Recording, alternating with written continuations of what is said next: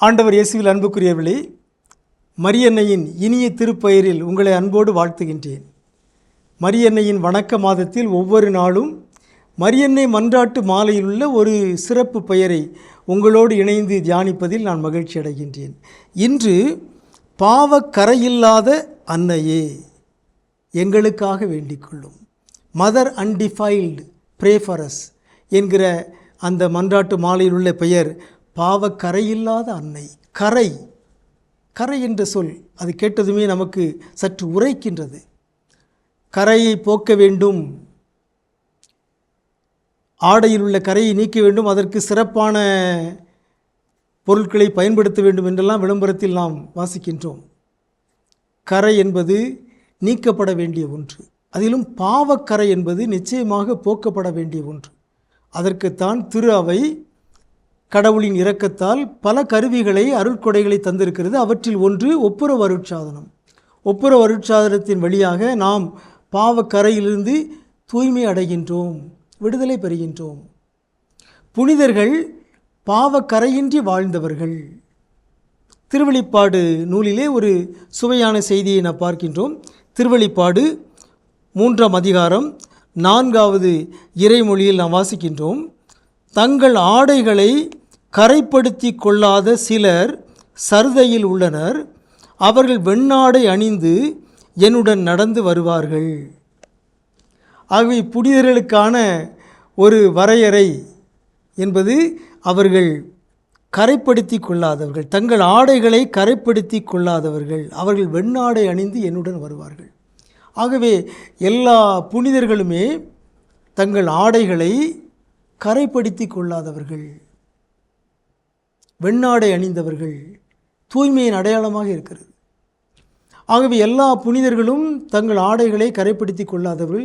புனிதர்களே பாவக்கரை இல்லாதவர்கள் என்றால் புனிதருக்கெல்லாம் மேலான புனிதராக, புனிதர்களின் அரசியாக, வானதூதர்களின் அரசியாக, மறைசாட்சியரின் அரசியாக நாம் வணங்குகிற அன்னை மரியா எவ்வளவு தூயவராக இருப்பார். எனவே தான் அவர் பாவக்கரையில்லாத அன்னை என்று அழைக்கப்படுகின்றார். அவரை கடவுள் தாயின் உதரத்தில் கருத்தாங்கும் முன்பே தூய்மைப்படுத்தி விட்டார். ஒரு சிறப்பான கொடையை கொடுத்திருக்கிறார். இந்த உலகில் பிறக்கிற ஒவ்வொருவரும் பிறப்பு நிலை பாவத்தால் கரைபடிந்தே பிறக்கின்றோம். அந்த கரையானது திருமுழுக்கின் வழியாக நீக்கப்படுகின்றது. ஆனால் அன்னை மரியாவுக்கு கடவுள் ஒரு சிறப்பு சலுகையை வழங்குகிறார். காரணம், அவர் கடவுளின் தாய், இறைமகன் இயேசுவின் தாய். எனவே அவர் பாவக்கரையின்றி பிறக்கக்கூடாது, பிறக்க முடியாது. எனவே கடவுள் அந்த சிறப்பு சலுகை அவருக்கு கொடுத்து அவர் பாவக்கரையின்றி பிறக்கச் செய்தார். அந்த தாயைப் போல நாமும் வாழ வேண்டும், திருச்சபையும் வாழ வேண்டும். அன்னை மரியா திருச்சபையின் தாய் என்று அழைக்கப்படுகிறார். எனவே திருச்சபையும் கரையின்றி வாழ வேண்டும். எபேசியர் 5:27 நாம் வாசிக்கின்றோம், அத்திருச்சபை கரை திரையோ வேறு எக்குறையோ இல்லாமல் தூய்மையும் மாசற்றதுமாய் மாட்சியுடன் தம்முன் விளங்குமாறு இப்படி செய்தார். ஆகவே திருச்சபையும் அன்னை மரியாவை போல கரை திரையின்றி தூய்மையாக மாசற்றதாக வாழ வேண்டும். இதுவே நம் அழைப்பு. ஆகவே மரியாவை பாவக்கரை இல்லாத அன்னை என்று நாம் ஏன் வாழ்த்துகிறோம்? அவரை போல நாமும் பாவக்கரையின்றி வாழ வேண்டும். அதற்கு அன்னை மரியாவை நோக்கி நாம் அன்றாட வேண்டும். திருச்சபை தந்திருக்க அருள் கருவிகளான ஒப்புரவு அருட்சாதனம், நற்கருணை, இறைவார்த்தை இவற்றை நாம் பயன்படுத்தி நம்மை தூய்மைப்படுத்தி கொள்ள வேண்டும். திருத்துதர் பணிகள் 11:8-9 நாம் ஒரு செய்தியை வாசிக்கின்றோம். பேதுருவிடம் கடவுள் சொல்லுகிறார், இந்த விலங்குகளை நீ சாப்பிடு. பேதுரு சொல்லுகிறார், தீட்டானது எதையும் நான் சாப்பிட மாட்டேன். அப்போது கடவுள் சொல்லுகிறார், தூய்மையானது என்று கடவுள் கருதுவதை தீட்டாக கருதாதே. இது நல்ல ஒரு இறைமொழி. ஆகவே கடவுள் அன்னை மரியாவை தூய்மையானவர், மாசற்றவர், பாவக்கரையற்றவர் என்று கடவுள் தேர்ந்தெடுத்திருக்கிறார். அவரை நாமும் மதிக்க வேண்டும் என கடவுளே சொல்லிவிட்டார். அவர் அருள் நிறைந்தவர், அவர் பாவக்கரையற்றவர் என்று கடவுள் சொல்லிவிட்டார். ஆகவே நாமும் அந்த கடவுளின் கட்டளை ஏற்று அந்த தாயை மதிக்க வேண்டும். பாவக்கரையில்லாத அன்னையை எங்களுக்காக வேண்டிக் கொள்ளும். உங்களுக்கு அமைதி உரித்தாகுக.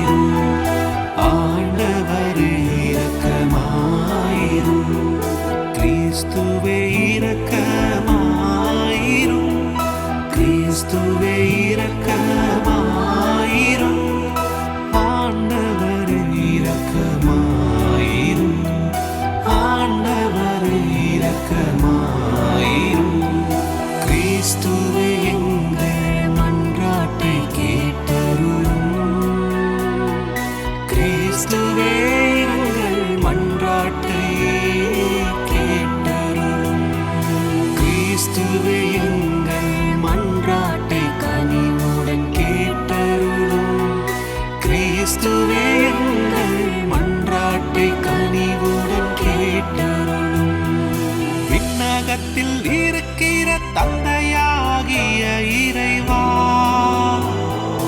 உலகத்தை மீட்ட திருமகனாகிய இறைவா, எங்கள் மேல் இரக்கமாயிரும். தூய ஆவியாராகிய இறைவா, தூய்மை மிகு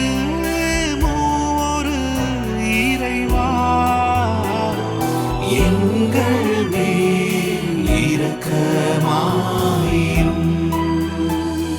புனித மரியே, இறைவனின் புனித அன்னையே, கன்னியருள் புனித கன்னியே, எங்களுக்காக வேண்டிக் கொள்ளும். கிறிஸ்துவின் அன்னையே, திரு அவையின் அன்னையே,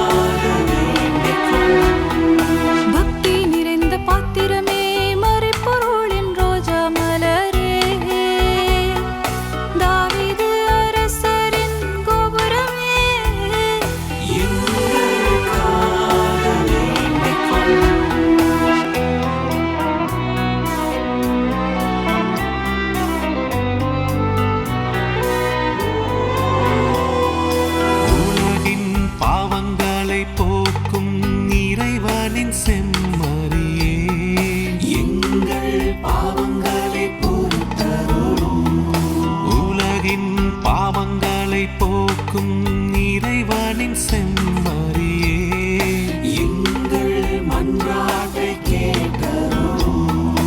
உலகின் பாவங்களை போக்கும் இறைவனின் செம்மறியே,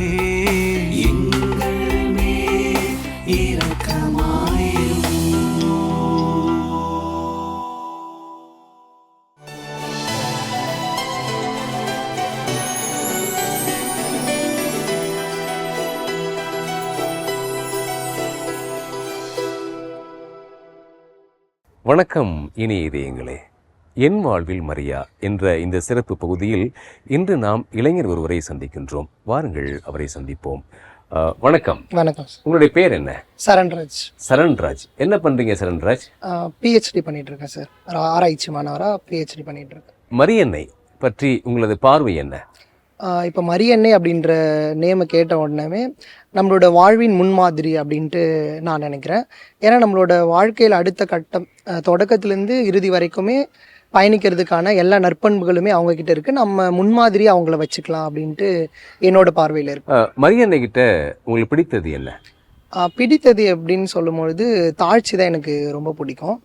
ஏன்னா அவங்க இப்போ கடவுள் வானதூதர் மூலமாக அவங்க கிட்ட அந்த தூதுரைக்கும் பொழுது அவங்க எந்த ஒரு மறுப்புமே சொல்லாமல் கடவுளின் சொற்படி எனக்கு நிகழட்டும் அப்படி சொல்கிற அந்த ஒரு தாழ்ச்சி எனக்கு ரொம்ப பிடிக்கும். இப்போ நிறைய பேர் மரியன்னைகிட்ட வேண்டுதல் செஞ்சு நிறைய வரங்களை பெற்றிருக்கிறாங்க. அது மாதிரி உங்களது வாழ்க்கையில் மரியன்னையின் பரிந்துரையால் பெற்றுக்கொண்ட வரம் ஏதா இருக்கா? என்னோட வாழ்க்கையில் நிறையவே இருக்குது. ஆனால் இப்போ என்னோட அக்காவோட குழந்தைக்கு நடந்த ஒரு அதிசயமாக தான் நான் அன்னை மரியாள் எங்களுக்கு குடும்பத்துக்கு கொடுத்த ஒரு பெரிய புதுமையாக நினைக்கிறேன். என்ன அப்படின்னா, குழந்தை பிறந்த உடனே அந்த மூச்சுக்குழல் வளர்ச்சி இல்லாமல் இருக்குது அப்படி சொல்லிட்டு ஒரு மாதிரியான சத்தம் எப்போவுமே 24 மணி நேரமும் வந்துகிட்டே இருக்கும். தூங்கும் பொழுது எல்லா டைமும் வந்துகிட்டே இருக்கும். அப்போ அது டாக்டர்கிட்ட காட்டும் பொழுது அவங்க என்ன சொல்லிட்டாங்கன்னா, இது ஒரு வித்தியாசமான ஒரு பிரச்சனை, இது எப்போ வேணால் சரியாகலாம், அது ஒரு வயசில் சரியாகலாம், இல்லை பெரியவங்க 20 வயசான பிறகு கூட சரியாகலாம் அப்படின்ற மாதிரி டாக்டர் சொல்லியிருந்தாங்க. நான் தொடர்ந்து ஜபமால அந்த குழந்தைக்காக ஒப்பு கொடுத்து வந்தேன். அதுக்குள்ளே அந்த 1 வயசு பர்த்டே வரதுக்குள்ளே அந்த குழந்தை நல்லாயிட்டு ஃபுல்லாக க்யூர் ஆகிடுச்சு. டாக்டர்கிட்ட போகும்பொழுது நாங்கள் கூட எதிர்பார்க்கல இது ஒன் இயரில் சரியாகும் அப்படி சொல்லிட்டு. ஆனால் ஃபுல் க்யூர் ஆகிடுச்சு, எல்லாமே கம்ப்ளீட்டாக நார்மலாக இருக்குது, ஃபுல்லாக சரியாயிடுச்சு அப்படி சொல்லிட்டாங்க. அப்போ தான் நான் மரியன்னைக்கு கோடான கோடி நன்றிகள் சொன்னேன். உங்களுடைய தனிப்பட்ட ஜெப வாழ்க்கை எப்படி இருக்கிறது? என்னென்ன ஜெபங்கள் நீங்கள் செஞ்சிட்ருக்கீங்க? தனிப்பட்ட ஜபம் பார்த்தோன்னா நம்ம பர்சனல் ப்ரேயர் நான் டெய்லி பண்ணுவேன். குறிப்பாக இந்த ஜபமாலை சொல்கிறது காலையில் இரவில் 2 டைமும் நான் பண்ணுவேன். இந்த நம்ம இளைஞர் குழுவோட ஆன்லைன் ப்ரேயர் டெய்லி நடக்குதுல்ல, அதில் கண்டிப்பாக மிஸ் பண்ணாமல் டெய்லி நான் அந்த ஆன்லைன் மீட்டில் பங்கு பெற்று சொல்லுவேன். அதில் குறிப்பாக நாங்கள் ஃபுல் அண்ட் ஃபுல் மரியன்னை பக்திக்காகவே ஜபமாலை, அதுக்கப்புறமா அன்னையின் வழிகாட்டுதல் வேண்டி ஜபம், அதுக்கப்புறமா எல்லாமே ஒரு அன்னை சார்ந்த ஜபமாகவே நாங்கள் அந்த அஜெண்டாவில் வச்சுருக்கோம். அதை முடிஞ்ச வரைக்கும் நான் தொடர்ந்து அதில் பங்கு பெறுவேன். அது மூலமாக பண்ணுவேன். மார்னிங்கில் நான் தனிப்பட்ட ஜபமும் பண்ணுவேன். நீங்கள் ஒரு ஆராய்ச்சி மாணவர். உங்களை மாதிரியான இளைஞர்களுக்கு மரியன்னை பற்றி நீங்கள் சொல்ல வேண்டிய செய்தி என்ன? ஒரு திருத்தந்தை 13ஆம் சிங்கராயர் கூட சொல்லுவாங்க, நீங்கள் ஜபமாலை ஜபிக்கும் பொழுது நீங்கள் அன்னையோட அரவணைப்பில் இருக்கீங்க அப்படின்ட்டு அர்த்தம் அப்படின்ட்டு அவர் சொல்லுவார். அதுதான் எனக்கு நினைவுக்கு வருது. அப்போ நம்ம ஏதோ கடமைக்காக ஏதோ பண்ணுறோம் அப்படின்ட்டு இல்லாமல் அந்த ஒரு முழுமையான அதோட அர்த்தத்தை உணர்ந்து நம்ம ஒருத்தல் முயற்சி எடுக்கிறதா இருக்கட்டும், இல்லை அந்த மாதிரி இருக்கும்பொழுது அவங்க ஜபமாலைகள் செஞ்சு ஒரு நம்பிக்கையோடு ஜபிக்கும் பொழுது கண்டிப்பாக இளைஞர்களுக்கு பல புதுமைகள் நடக்கும். நன்றி சரண்ராஜ். மரியன்னை பற்றிய பல்வேறு அனுபவங்களை நீங்கள் எங்களோடு, நமது இனிய இதயங்களோடு பகிர்ந்துக்கிட்டீங்க. மீண்டும் ஒரு முறை இனிய இதயங்கள் சார்பில் உங்களுக்கு நன்றியை தெரிவித்துக் கொள்கின்றோம். இனிய இதயங்களே, என் வாழ்வில் மரியா என்ற இந்த சிறப்பு பகுதியில் இளைஞர் சரண்ராஜ் அவர்களை சந்தித்தோம். அவரது அனுபவங்களை நாம் கேட்டு தெரிந்து கொண்டோம். நாளை மற்றும் ஒரு மரியன்னை பக்தரை சந்தித்து அவரது அனுபவங்களை கேட்டு தெரிந்து கொள்வோம். அதுவரை நன்றி, வணக்கம். மரியே வாழ்க.